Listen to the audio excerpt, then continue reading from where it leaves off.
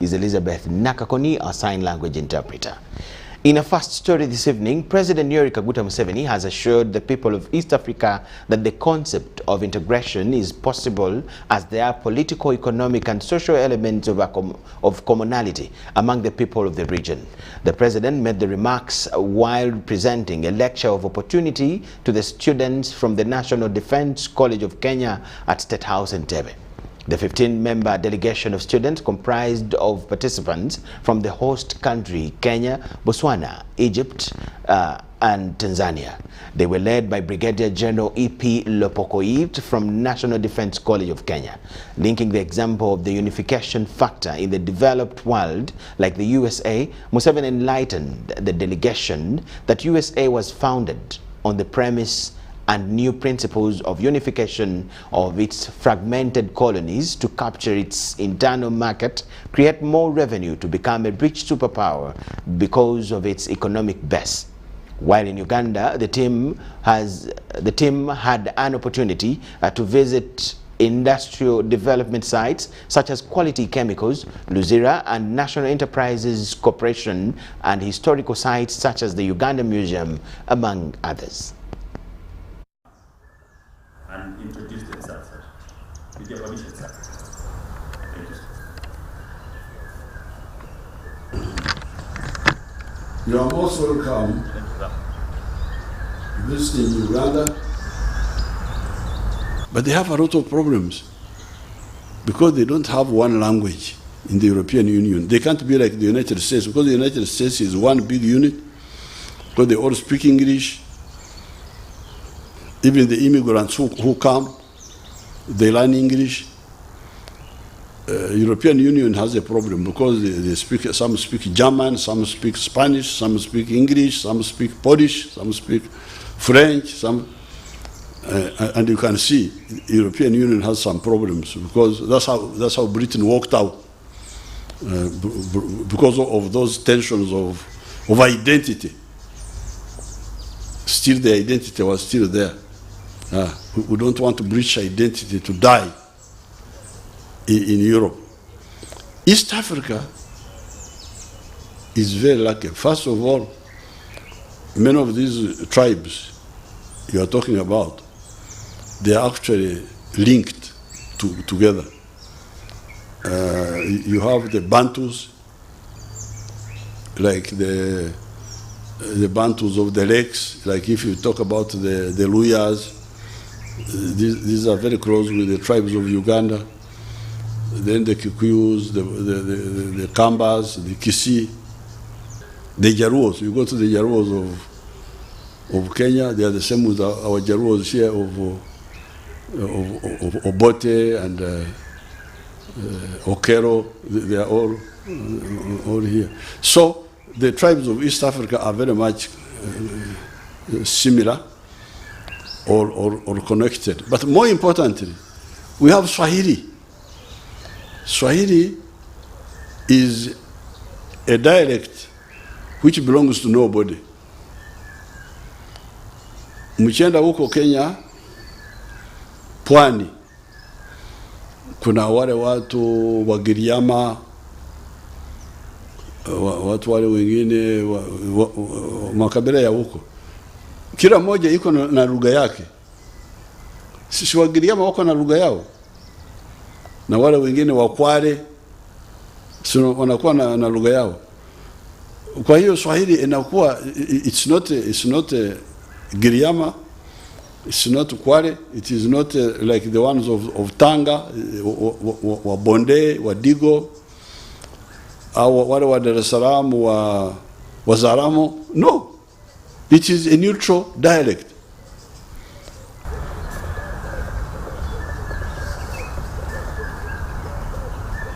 Your Excellency, my name is Colonel Gato.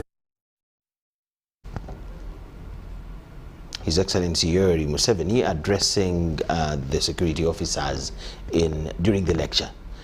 Our reporter Ivan Kaho now is at the Uganda-DR-Congo border, and he reports about the current situation, the aftermath of the UPDF operation against the ADF terror cells in the DRC.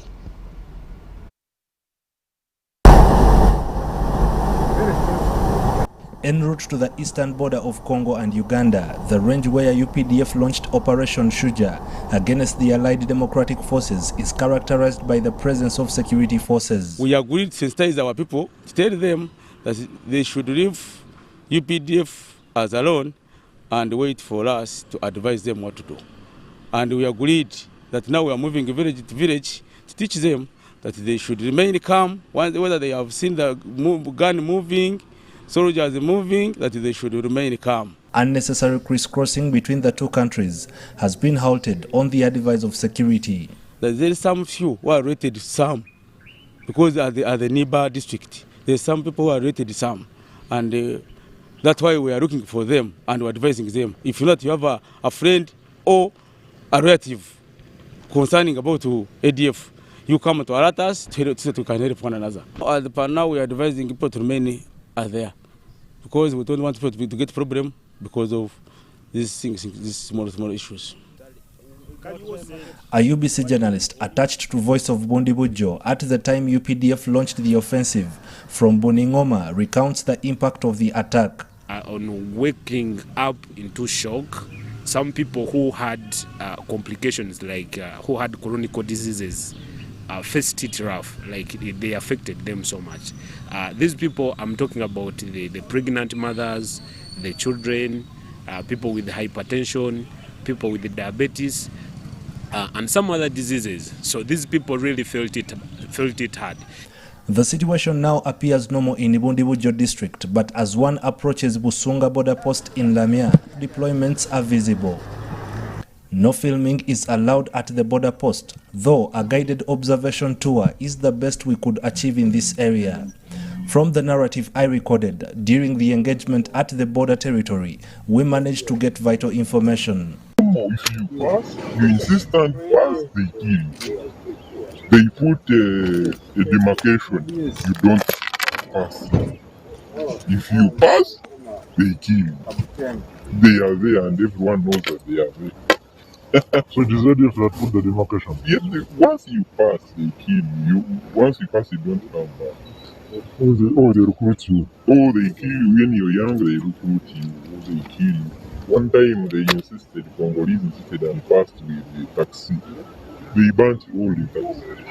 To the business fraternity, a sigh of relief is enabling them continue with their operations. Every Wednesday of the week is a market day in Busunga Town Council in Ibundibujo district, and this is just a few meters from the border that separates Uganda and Congo. The beehive of activities indicates, and it's a clear manifestation, that everything is under control, despite the fact that some businessmen operating just at the border said that the UPDF attack on the ADF has affected them business-wise.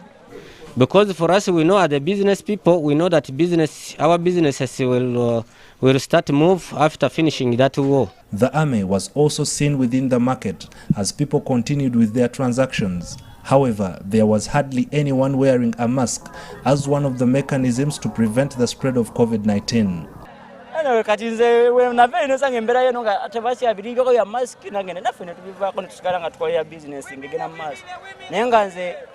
Ivan Kahwa, UBC News at the Uganda-Congo border. Thank you so much, Ivan Kahwa, for that report. Gross understaffing and underfunding have been cited as some of the constraints derailing ecological monitoring activities at the National Environment Management Authority. This is what recently appointed Executive Director for NEMA, Dr. Kankwasa Balirega, has experienced during his first 100 days in office.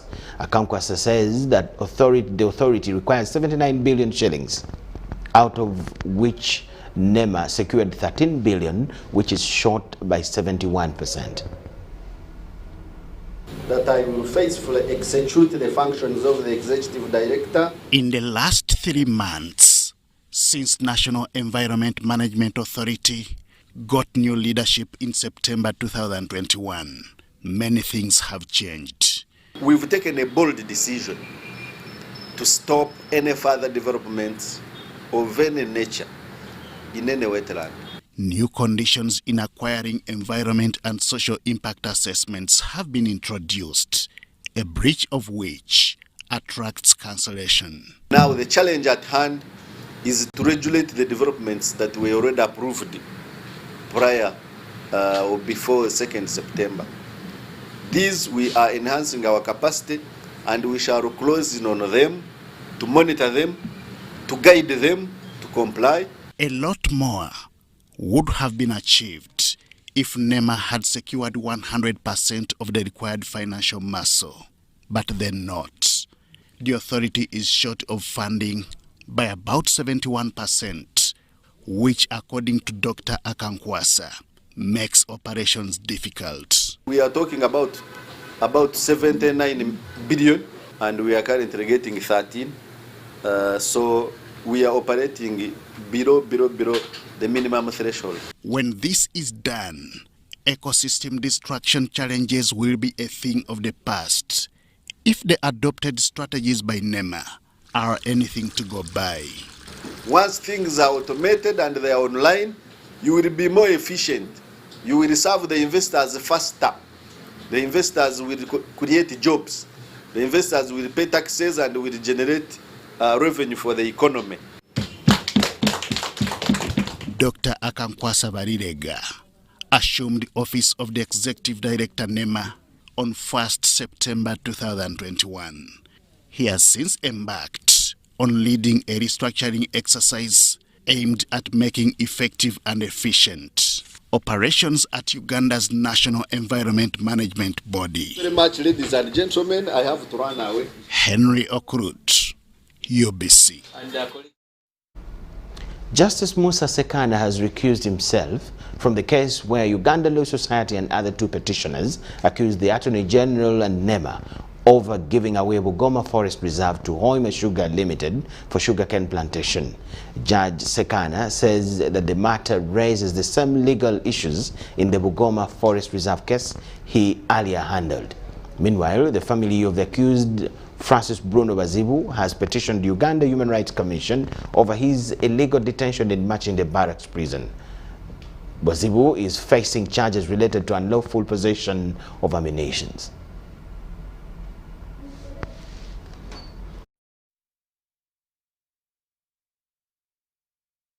Hectares in the Bugoma Forest Reserve. This prompted the Uganda Law Society, the Environment Shield Limited, and Resources Rights Africa Limited to drag the government to courts of law. This case is filed against the Attorney General, Hoima Sugar Limited, Martini Ariangaruka, and National Environment Management Authority. Although all parties were set to proceed with the hearing of the petition, Justice Musa Sekana, however, after perusing from the petition, decided to recuse himself from the matter. Justice Musa Sekana, in recusing himself from the matter, says the petition arises the same legal issues. As regards to the first petition, he dismissed the area about the reserve. On this, Justice Musa Sekana decided to refer the file back to the High Court Civil Division Registrar to assign it to another judge. Although we served everyone in this matter, Hoima Sugar lawyers came in court without evidence, without defense, claiming they were not served, and they will have an opportunity to be served again. Everyone was represented, and we are going forward with the case. We hope to follow up the completion of the service and the rescheduling of a new day. Aaron Kiza, one of the petitioner's lawyers, highlighted on some of the prayers in the petition. We are praying that since they are removing trees from Bugoma Forest, the court orders them to return those trees, to replant all the trees, restore the environment, and hold them accountable for the damage they are doing to this forest and to this country. Bugoma is going down. Every day, Hoima Sugar is using bulldozers and earth movers to pull down the forest. Some of the residents and concerned citizens of Bugoma Forest Reserve were pleased with the judge's position. Not only for that Justice Sekana has pulled out of the matter, but to make sure that the judiciary urgently and quickly appoints a judge who will dispose of the matter. NEMA goes ahead to approve an environmental impact assessment report that does not depict who was really consulted in this process. So let's not use the COVID pandemic moment to destroy the environment. When they submitted their opinion, they were strongly, unanimously against the deforestation of Bugoma forest because of biodiversity importance. Today, after 1 year that the cases has been submitted, we are still waiting to see when the deforestation of Bugoma forest stops. Bugoma Forest is a protected tropical forest that is situated in the southwest of Hoima and northern east of Chenjojo towns and east of Lake Albert in the Hoima district of western Uganda. The forest is a home of more than 34 species of animals, including 600 chimpanzees, 255 species of birds, and 260 species of trees. Deborah Namamonde, Nantongo Rebecca, UBC News. Research by the Internal Risk Management Group indicates that over 30% NGOs operating in Uganda lack a comprehensive anti-corruption and anti-fraud policy which warrants immediate intervention. Non-government organizations are therefore urged to create special systems to fight corruption and proper risk management structures. Operations of non-government organizations always raise questions of accountability and who are they accountable to, especially in host countries. These organizations lack proper supervision when it comes to mitigating risks, corruption and fraud. Of corruption and fraud and also cases of safeguarding is something we take extremely seriously. The Internal Risk Management Group calls for all stakeholders to find solutions to inappropriate operations of these non-state actors. The study by this group indicates over 30% of these non-state actors lack proper policies in preventing corruption. What can we do to ensure that we are able to investigate, detect, but also respond to cases of fraud and corruption, but also cases that relate to sexual exploitation, abuse, and harassment. This not only affects funders but further promotes financial indiscipline. Funders are calling upon government to intensify supervision activities. Also the government to make sure that the development is delivered to the people that deserves it. The Internal Risk Management Group report recommends financial and budgetary controls of reporting tools and spot checks. We are working on putting all necessary processes in place that would mitigate fraud, corruption, of safeguarding in our program inside of our own organization. On several occasions, government has clashed with non-government organizations, especially regarding the issue of accountability. This implies there is unclear financial operations of these non-state actors. Abdul Nasile Luwama, UBC News. It has been a tough period of 2 years among organizations that depend on a thriving business for economic performance and a good climate investment. However, in the advent of COVID-19, it has been a struggle with most organizations pressed against a rock and hard place as revenues dwindle due to slow business.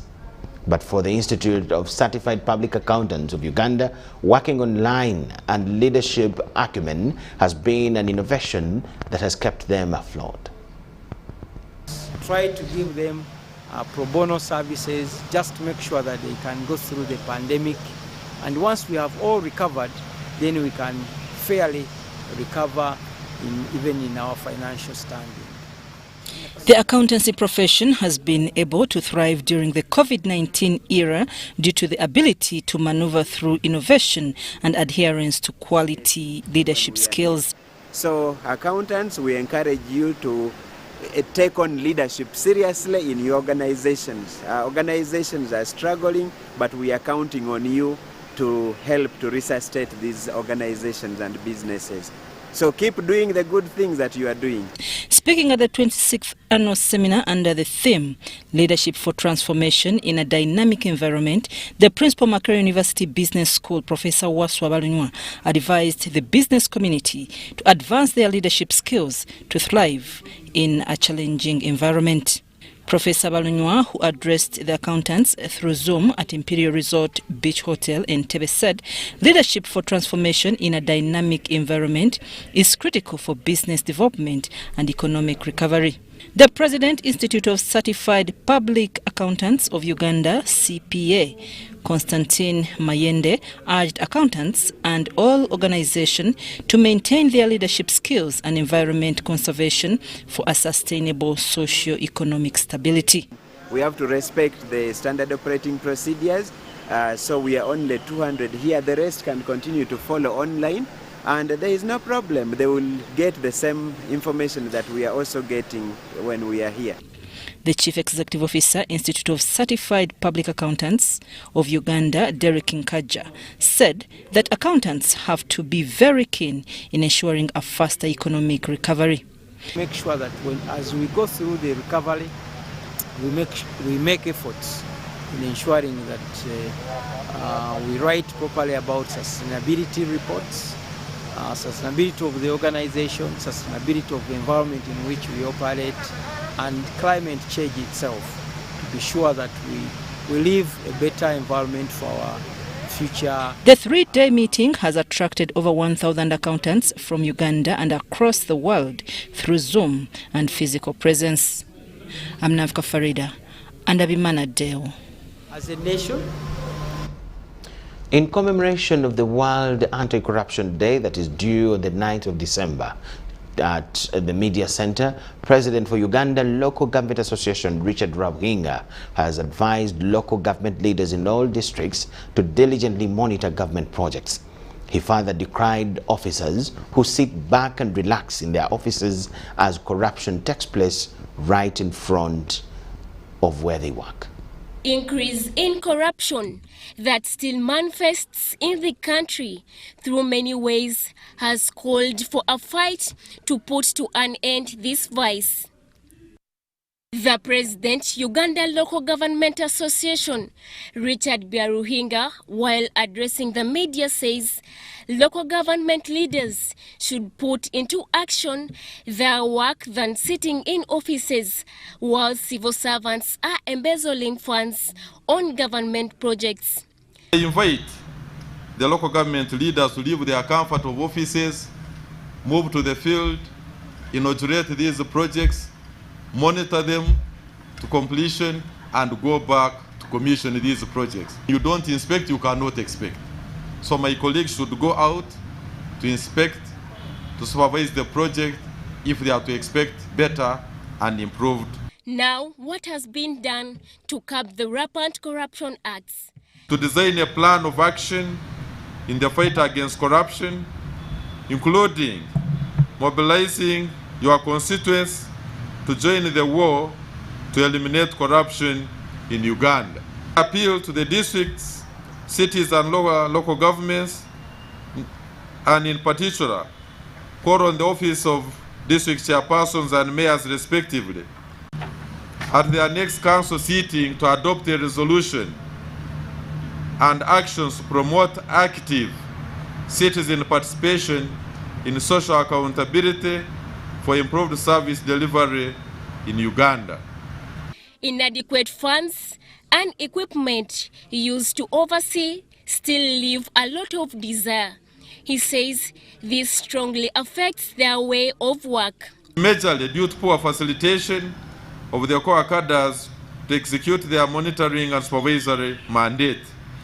As Uganda Local Governments Association, we strongly recommend that the government expedites the process of procuring vehicles to all local government leaders, including district chairpersons, district speakers, chief administrative officers, respective heads of departments, and also procure motorcycles for lower local governments to enable them to carry out their oversight and monitoring role on all government programs. These have tasked the central government to be fair on budget allocation and also decentralize local government.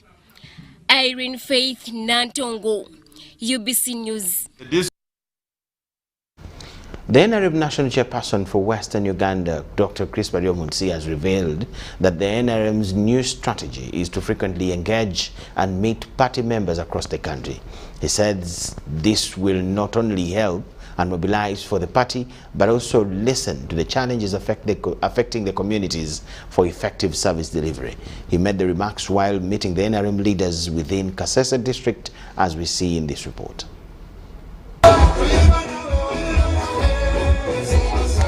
It's not yet 1 year since general elections were held, but in Kasese it appears like general elections are just approaching.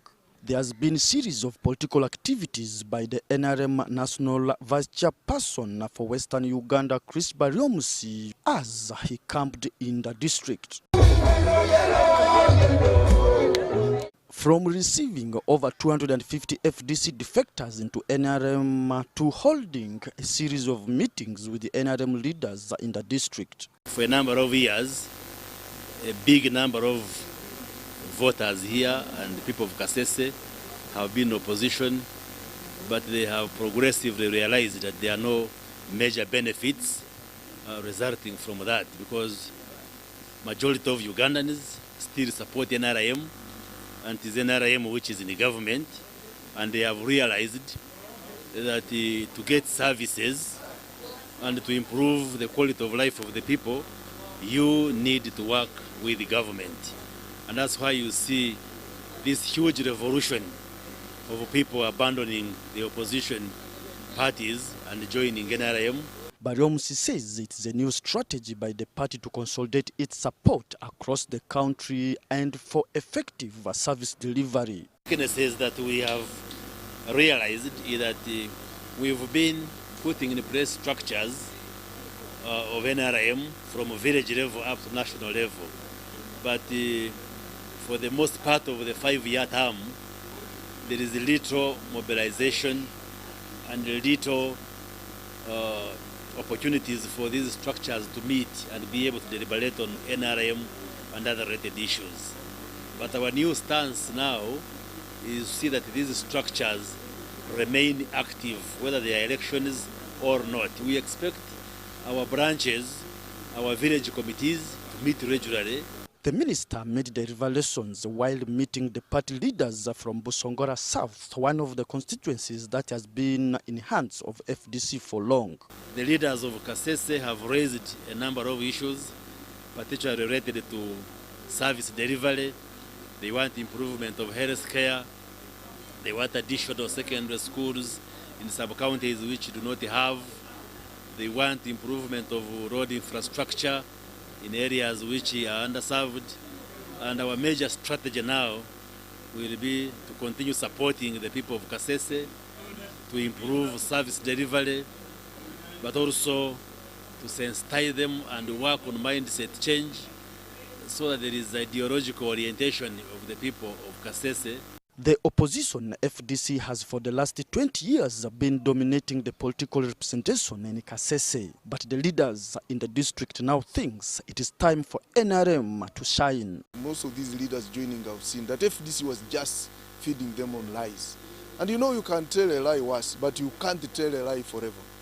Yeah. Now all what they were promising people, raising the expectations, they have not delivered. So they have decided to join NRM. For us, we don't promise, we continue delivering. Philip Aguta, UBC News in Kasese.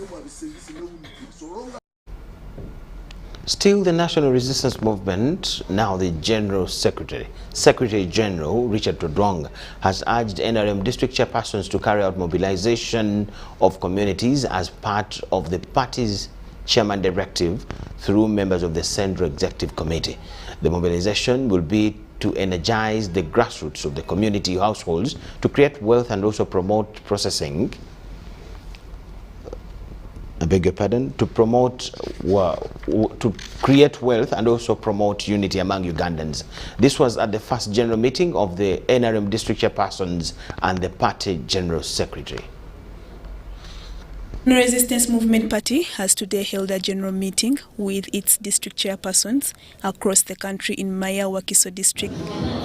This was the first engagement with the district chairpersons, chaired by the party General Secretary, Todong Richard, who did not hesitate to remind them about their duties. Chairperson has over the years made very strategic commitment to its leadership at the grassroots and the structures at the district level. This will address the challenge of welfare for our chairpersons, and it will also boost their activities and make the NRM visible on ground. The first national vice chairman, Moses Chigongo, says the only way the party can overcome its hindrance is by working together. Let them organize our people and be in leadership. You must lead all that. Where government has put money, it's you. You are our torches. It is you to mobilize the masses so that they can use that money properly. In his message through the party General Secretary, the chairman of the party and also president of the country reminded the chairpersons to interest themselves in issues that only rely on mobilization of communities in forming groups for good service delivery. To change the narrative, then we need to empower our people with the tools to communicate, with the information they require.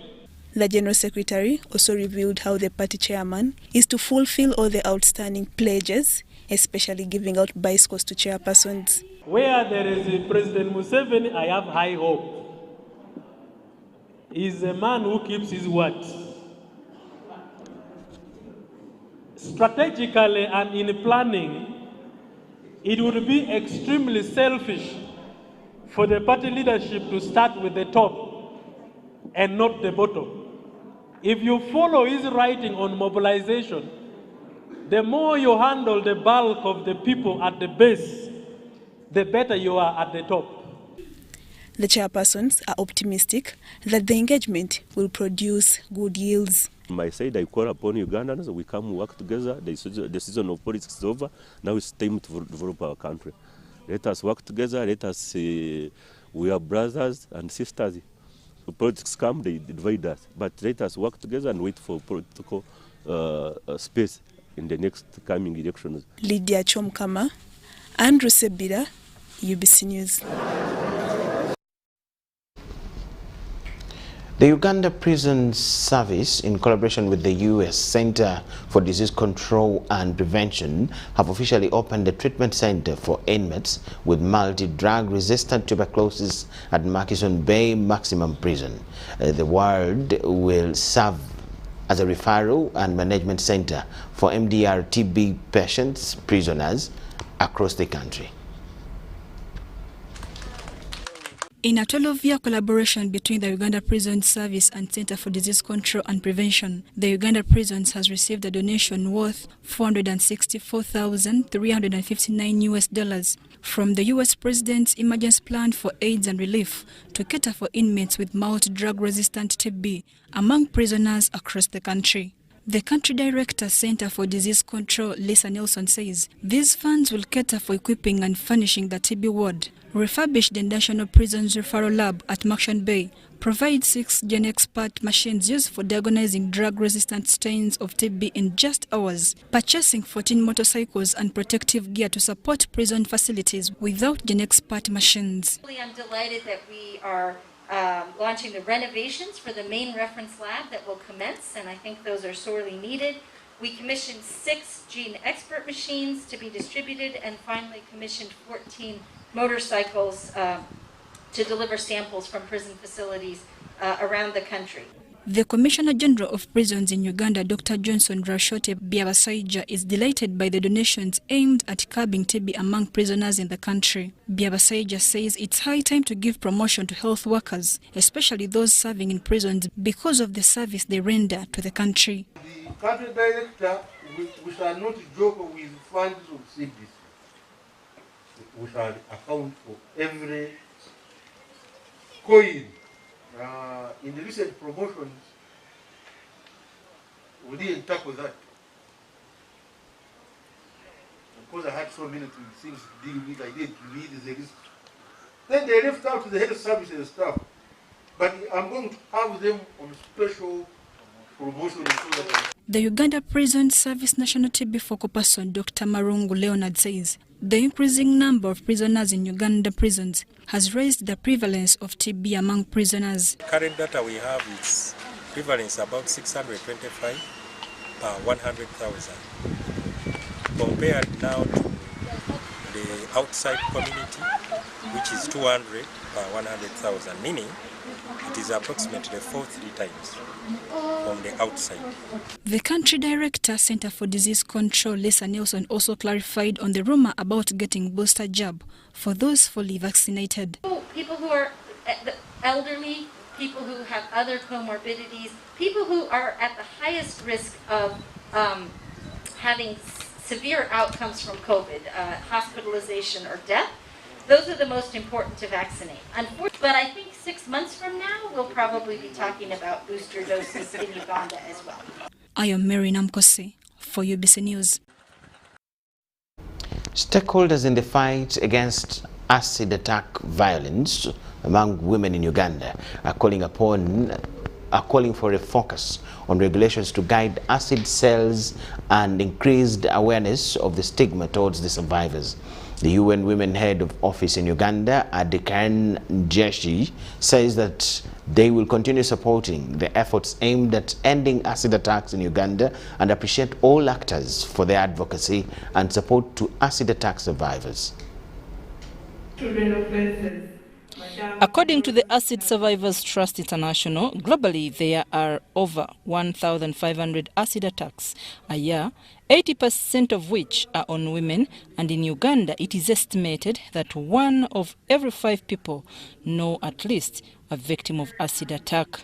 The UN Women Head of Office in the country, Adikan Njeshi, says there is much need for a specific law for possession and use of toxic chemicals such as acid, adding that some countries have already developed such laws to overcome the acid attack vice. At least let's see that it's going to be used for something industrial or something to benefit humanity or something in line with what that acid was created to do. Acid was not created to be on the skin of human beings. Specific law for the possession and the use of toxic substances and chemicals such as acid.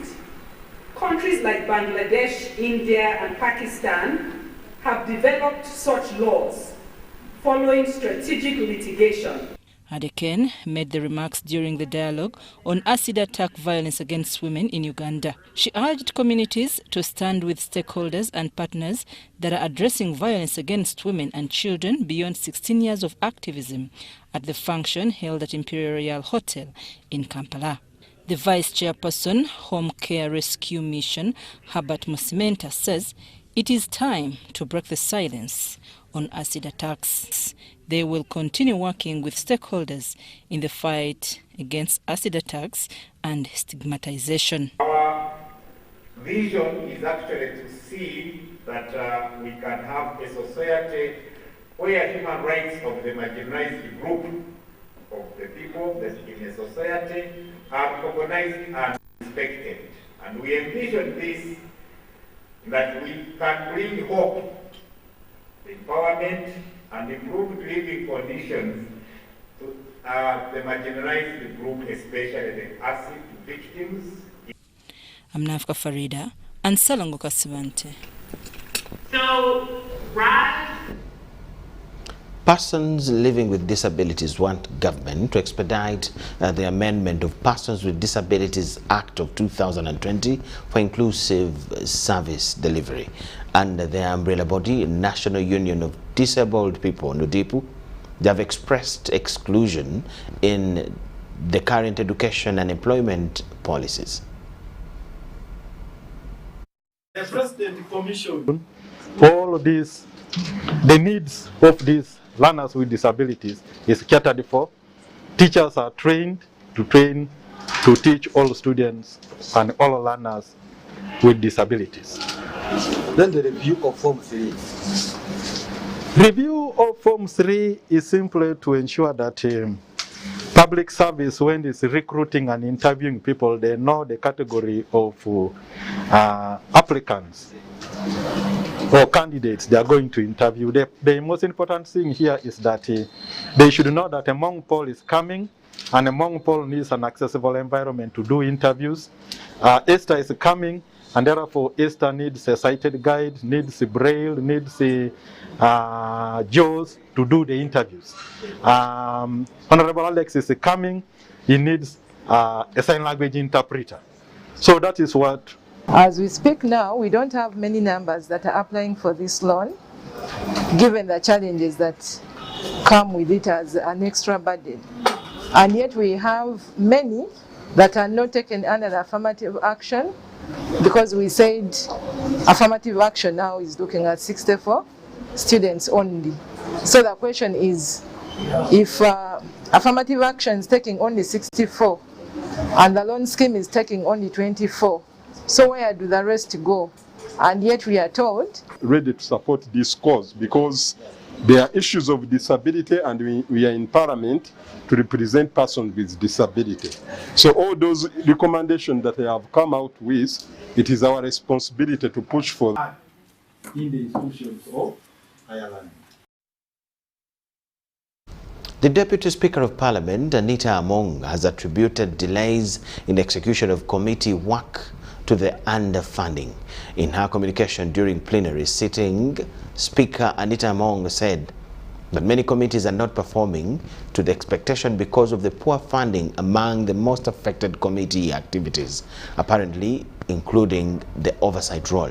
One of the key roles of committees to do is carry on accountability and oversight. Similarly, ministers in the line of security have asked Parliament to first give them time to analyze the security situation before they present complete findings to Parliament.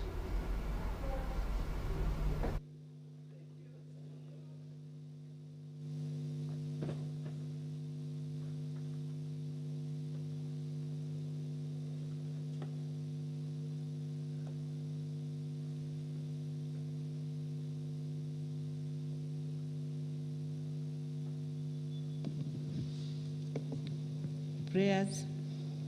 Remind the chairs of committees who were given bills to process that the chairs should be able to present the bills, especially those whose time have expired.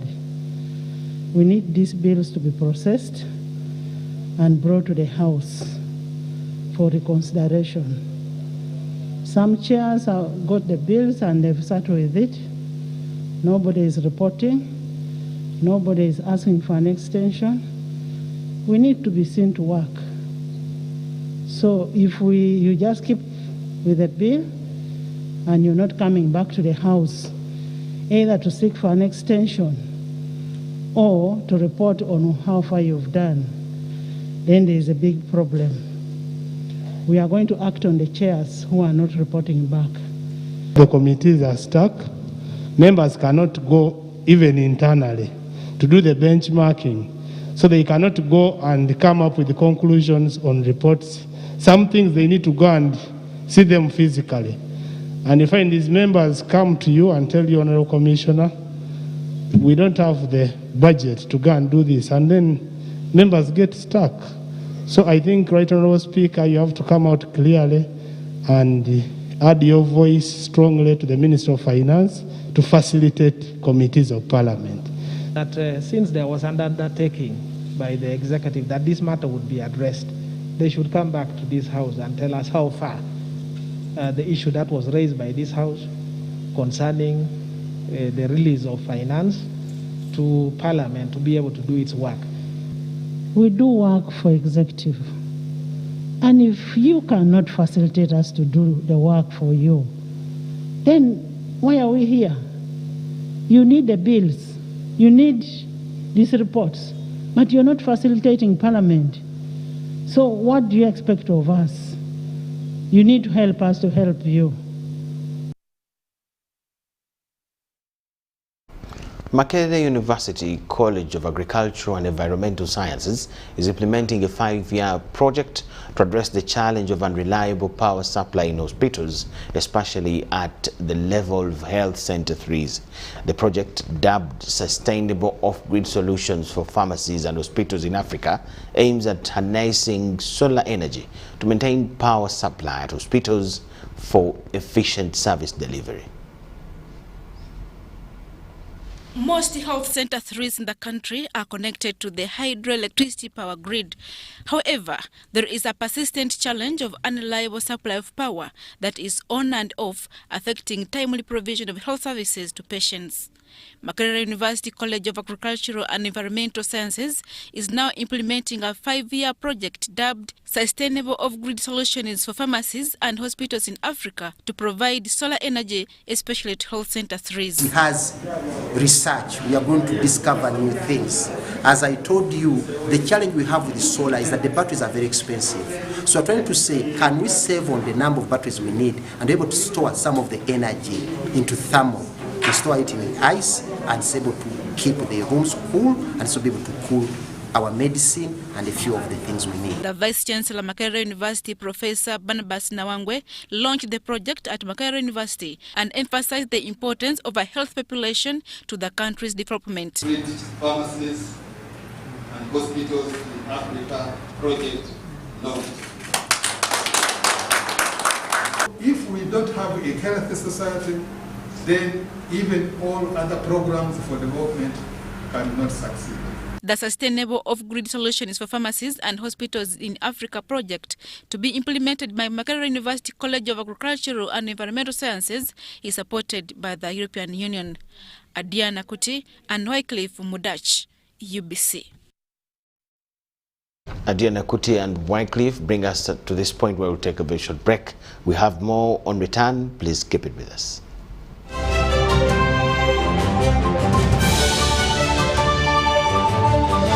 Everyone deserves more this festive season, which is why MTN Momo is giving you more thank you points on your MTN Momo withdrawals at agent locations. Get 150 thank you points for every 1,000 shillings spent in withdrawal fees. More thank you points means you get more free minutes, more free MBs, more free SMSs, and more free Momo Pay shopping. To use your thank you points, dial *141#. Everywhere you go, MTN.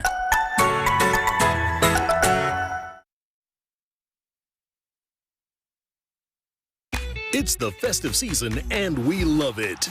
And that means it's time to celebrate with GoTV. Come with me. So get your GoCoder and GoTV value for 25,000 shillings to watch with the whole family. And if you're feeling extra festive, upgrade to our best package yet, GoTV Super. Something to look forward to. Download the My GoTV app for more information. Super. We all deserve a super festive season. And with GoTV, there's every reason to love it. Raising voices. As a teacher, I have the opportunity to shape how children grow and learn. I believe in creating a non-violent school where children feel safe and respected. I promise to lead by example and create a different kind of relationship with my learners, one that helps them grow. In this time of COVID, what is your promise to the children of Uganda? Because a violence-free childhood is everyone's right. Raising voices.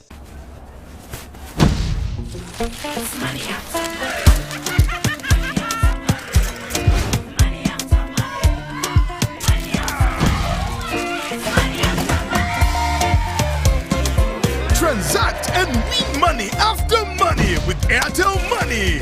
1.5 billion shillings in cash prizes up for grabs.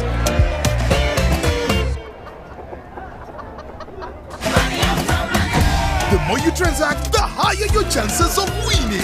Airtel Money. Instant, secure, borderless. I'm growing up, I'm growing into every moment. Thanks, Mom. Nurture the moment with Minute Maid Delight, now available in apple flavor in the 400ml ready-to-drink pack.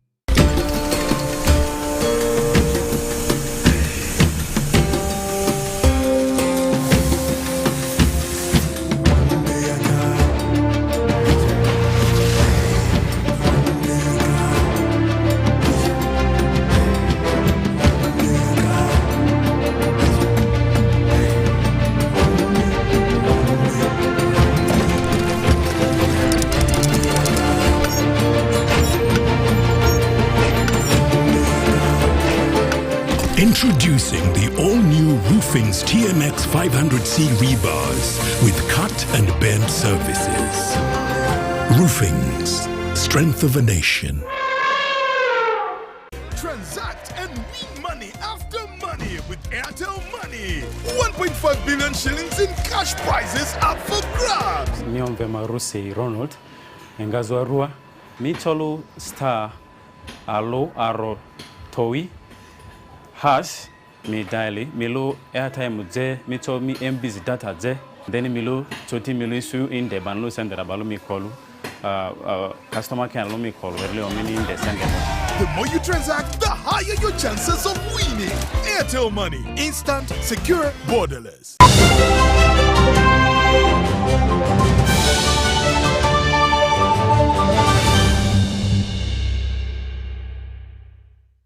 Thank you so much for watching and welcome back from the break. We now go to business news tonight. 7 staff of Tropical Bank Kampala branch have been charged and remanded to Chigo and Chitalia prisons by the Anti-Corruption Court in Kololo on charges of causing financial loss and conspiracy to defraud their employer of 1 billion shillings. So that Kaye was at the Anti-Corruption Court and filed this report. In a stingy crackdown operation to eliminate fraudsters in the industry, 7 staffs of Tropical Bank Kampala branch have been charged with causing financial loss and conspiracy to defraud their employer. The suspected have been remanded to Chigo and Chitalia prisons respectively. That the volume of documents tendered in court by the applicants are many and need to be verified before a correct decision can be reached or can be taken. I am aware of the need to respect the right to presumption of innocence of the accused persons, and therefore processing release of the accused documents would also require some time, which is not still available. The suspects include Kagwa Michael, a sales officer, Angoni Brian, a customs service officer, Nachanzi Aisha Katongole, the senior compliance officer, Imran Sadiq Hussein, the bank relations officer, Baigasara Kachamia, the branch operations supervisor, Nabonyene Abdu, the operations branch manager, and Jana Zainab Ntaro, chief teller. They have appeared before grade 1 magistrate Abat Asimwe, but all denied the charges. They were then sent on remand until Tuesday 14th December as the state verifies the documents of the people who stood sureties for them. In the interest of justice to both parties, I will give a short adjournment for the state to conduct verification. And for that reason, this matter is adjourned to 14th December 2021 at 9 o'clock. In the meantime, the accused persons are remanded to prison.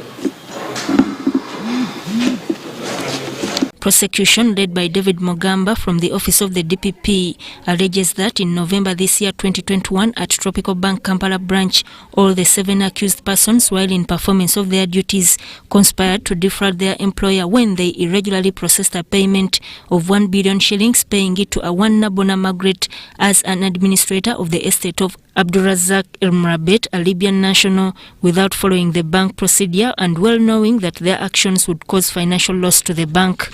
Mogamba informed court that investigations in this case are still ongoing. The accused persons were arrested today by the State House Anti-Corruption Unit as they turned up for work. Sudat Kaye, UBC News. Minister for Finance in charge of investment, Evelyn Anita, says that Uganda is yet to reduce its expenditure on importation of vehicles from other countries. While inspecting the fast track roll-off assembling line automotive group in Namamve, Anita said that a lot of money is going to waste annually on importation of vehicles. In 2019, financial year 2019-2020, we imported 3 trillion worth of vehicles in the country of different categories. In 2018, government passed a law stopping importation of used vehicles manufactured before 2007. The move to stop importation of vehicles below 2007 was intended to reduce pollution and dumping in the country. The same move coincided with Uganda's agenda in development of automotive industry. Through assembling and manufacture of vehicles, Uganda has been importing quite a number of vehicles, most of which are already used, posing a challenge to the environment. Of course, in the beginning, Ugandans did resist it, and it was a big challenge, but we've eventually appreciated it because importation of used cars, what does it do? That is importation of DMC, pollution of our environment, because they come when their engines are poor. With the rapid rate of automotive development, several factories like Uganda Automobile Assembly Group, just like Chira Motors, have been able to kickstart production of brand new vehicles. Uganda Automobile Factory located in Namamve is set to kickstart large-scale production of vehicles come 2022 in their factory located in Mbale. We want to make a product that all the people, the Ugandan people, can afford too. We don't make an expensive and beautiful stuff. We don't want to make huge money. We just want to make all the people here happy in the future, have the ability to buy a car. While flagging off the first track roll-off, Minister for Finance in charge of investment, Evelyn Anita, says the move to halt importation of old vehicles was a milestone for Uganda's automobile kick-off. Anita says in a few years to come, Uganda will be able to save not only the environment from pollution by DMC imported vehicles, but also to reduce on its expenditure on used vehicles. Minister Anita says government is going to put friendly taxes on automotive production. So for every currency that we donate in importation, that means that we are depreciating our currency and we're making the growth of, we're slowing down the growth of our economy. With most of the technical workers sourced in and around the country, this is an enhancement to skills development, reduction of training cost of workers for automobile production, as well as job creation. We are now pushing towards inclusive growth and democratizing investments across this country. Robert Mukiza is the Director General, Uganda Investment Authority. Workers that work in these industries don't have the technical skills to actually sustain the industry. So you find that the industry starts to spend a lot of money on training costs, on upgrading these skills. So I find the experience here very critical because they are training a lot of the technical workers that are relevant for automotive industry. Upon completion, however, Uganda Automobile Group Factory will not only assemble but produce both heavy-duty and low-duty vehicles, including patrol vehicles, military cargo vehicles, ambulances, box-body refrigerator vehicles, among others. It will also produce spare parts for all vehicle types. Susan Naonga, reporting for UBC TV.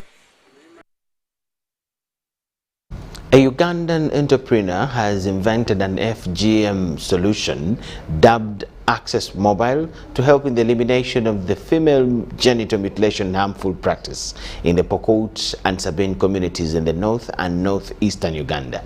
Joseph Mulabi is software engineer, emerged second in the United Nations Population Fund FGM hack competitions, where 9 teams participated from several countries in Africa. Statistics indicate that 200 million women and girls are subjected to the harmful practice of female genital mutilation, commonly known as FGM. In Uganda, the practice is high among the Pokot and Sabine at 97%. According to UNFPA, this scourge is not acceptable in the 21st century. They have come up with an FGM hack lab that will help eliminate harmful effects of FGM. To do a lot of sensitization, teach our community and even the local leaders and everyone that is around us to know the effects and the impacts of FGM. FGM is really sensitive because it's a human rights violation.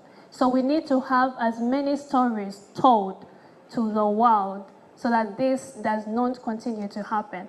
That particular demographic that is affected most by this practice, to be able to stand up and say no more, and to be able to come up with solutions that are most relevant, that can really deal with the most pressing challenges and bottlenecks. The winning team from Nigeria came up with a solution dubbed Smart RR, a mobile application that is meant to offer victims of FGM anonymity to report cases and also encode reporters of cases. Basically establishing linkages between survivors and service providers. This means that with our technical skills. The second winner from Uganda invented a solution dubbed Access Mobile. Joseph Mulabi explains that incorporating the aspect of village volunteers is among the things that helped him excel. These areas, infrastructure development is still very poor. You can see even in our urban centers. But how about these communities? So, incorporating the already people who are experiencing this problem could have been a trigger for the judges, but also another innovator from Uganda came up with an innovation, HASFA, in the name of the victim. Her emphasis is to give a voice to the women and girls. These innovations are to be implemented in the next 6 months and then assess their impact in eliminating FGM. I'm Nafka Farida and Daniel Lukomwa in Kampala. Many shops downtown Kampala have metamorphosed into new sheds by switching from the traditional merchandise to embracing Christmas-related merchandise ahead of the forthcoming festive season. Business downtown Kampala has taken a different shade, with many shops switching to selling Christmas-related merchandise. Songe nyambaza akantu kano tuli mudu ya Christmas. Gemasanyu antu bintu abisubudde naye engula ekyabulamu tebanatandika kugula bulungi nenga tubalinze. For the first time since the year began, the renowned Kikubo lane glitters with disco lights as you enter the ever congested lane. Flowers cordially welcomes you. Budde buno sali mu bintu bya Christmas naye olw'embeera yaliwo yandetera okukyusa ninga kati kantunde ku bintu bya Christmas. Andi era season etambula mubeera n'ebirala kati guno omwaka gwa mwezi gwa Christmas muba muyina oleeta ebintu byebikola ki bye bagula bwe bityo muyina otambula n'embeera. Joyful Christmas melody music plays from different corners as the city traders busy themselves with the new trending merchandise to harvest their daily bread. Ng'omuti gatosaana kumala nagwo nnaku 3 naye kati kikutwalira ne week nga abajja bagulamuza bagukuba bifaananyi abamu basindika busindisi bifaananyi nti ate nja kudda bakola quotation ya price.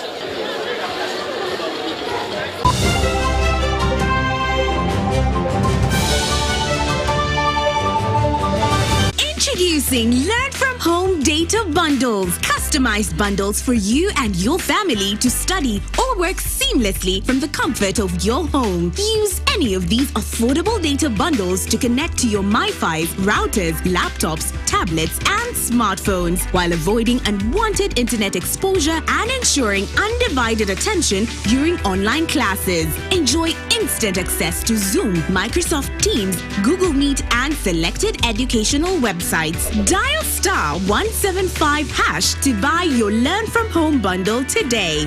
Airtel, the smartphone network. Terms and conditions apply. The Inspector General of Government informs all invited guests for the commemoration of the International Anti-Corruption Day on the 9th of December 2021 at Kololo Ceremonial Grounds to please go for COVID tests at the following locations. Dignitaries with the red stickers, including ministers and other senior government officials, will take their COVID tests from the Office of the Prime Minister. Details of COVID testing locations for other invited guests are included in the invitation cards. Please note that arrival time to the venue is 8 a.m. and attendance is by invitation only.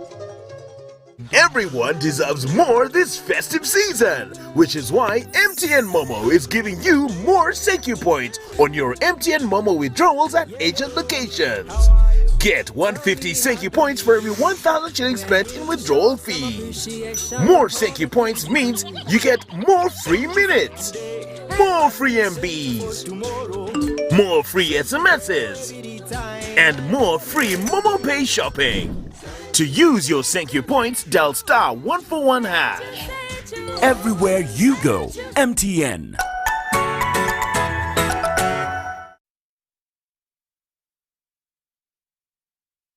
It's the festive season and we love it. And that means it's time to celebrate with GoTV. Come with me. So get your GoCoder and GoTV value for 25,000 shillings to watch with the whole family. And if you're feeling extra festive, upgrade to our best package yet, GoTV Super. Something to look forward to. Download the My GoTV app for more information. Super. We all deserve a super festive season. And with GoTV, there's every reason to love it. Transact and win money after money with Airtel Money. 1.5 billion shillings in cash prizes up for grabs. Ngani Mariam, in your Lantoro, Tabedo Jinja, Tadio Star 185, Tachulo Rigo TV for a month. After 2 days, your Airtel Jobinojo Goran Simus and now winning 100,000. The more you transact, the higher your chances of winning. Airtel Money, instant, secure, borderless.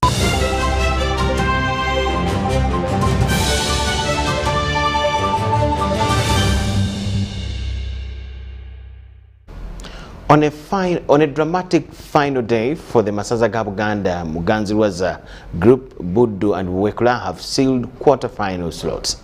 Buddu was the first to sail through following a 6-1 mauling of Maogola at the Fufa Technical Center in Jeru. Goals by Bruno Bunyaga, Sharif Sengendo, Brano Mirambe, Marvin Kavuma and Vian Bukenya were enough for the 2016 Masaza Cup winners to secure top spots in the group with 10 points. In the same game of the day, Butambala played Busuju, hoping to get a decent 5-goal margin victory that would enable them offset Buwekula that had completed its quarter of games with 7 points and a sizable goal difference. But rather bizarrely for Butambala, Busuju put up a spirited fight and despite losing 6-3, managed to help Buwekula win the second quarter-final slot in this group. In the quarter-finals that will come later this month, Buddu will play Stingo while Buwekula will face Buroli. Next up in this Masaza Cup is Bulange group that is surprisingly that with no former winners. Busiro and Bugerere will open proceedings tomorrow with Chagwe and Buvuma completing the Bulange group. This will be followed by Butikiro group and that has Bulemezi, Kochi, Maokota and Sese. The tournament will be played up to the semi-finals this year with the finals scheduled for early 2022.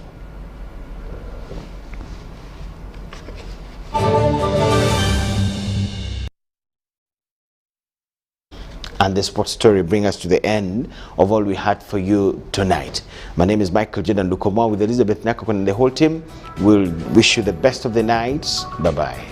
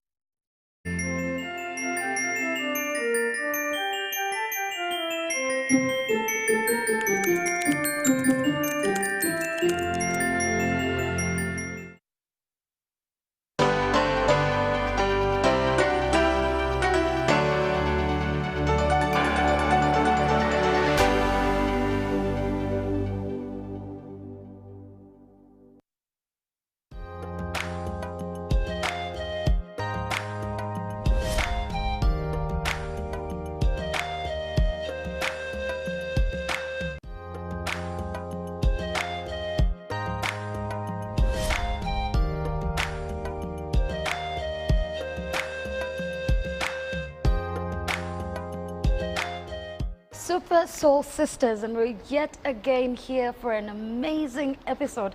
My name is Rowena Kajumba and we're going to have a lovely story for you, I tell you. And with me is Rita Asimwe, who's going to tell us a whole lot more. She's a sports lady, athlete of course, and a qualified Paralympics. And of course she's been in one of these, a couple of them, still has many in November, and she's going to tell us really her life story to inspire us. Rita Simwe, you're very welcome. I'm so excited to see you. The last time I saw you, you had not yet, you know, gotten into sports and all that. Sport. Well, I knew you were a sports lady in the past, but not like taking it on as a, yes. Yeah. So you're very welcome. Thank you. Yes, you're our Super Soul sister today. Thank you. I'm happy to be here.